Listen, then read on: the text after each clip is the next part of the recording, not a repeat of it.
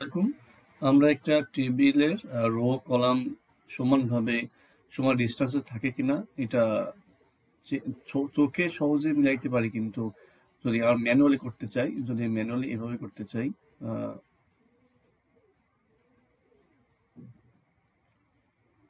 এভাবে করতে চাই, এভাবে করতে চাই, তবে আপনি যদি এখন ভালো অ্যাকুরেসি হয়ে থাকেন তাহলে পারবেন।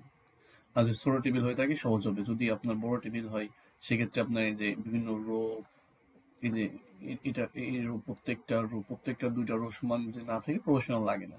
বা সেম কেস একই ক্ষেত্রে আপনার যদি কলামগুলো থাকে, যে কলামগুলো মানে দেখতে ভালো লাগে না।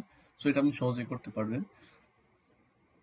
করার জন্য আপনার জাস্ট এই টেবিল ক্লিক করতে হবে, লেফট রাইট মাউসের রাইট বাটনটা ক্লিক করতে হবে। এইখানে যে লেখা আছে, যদি আপনি দেখেন এখানে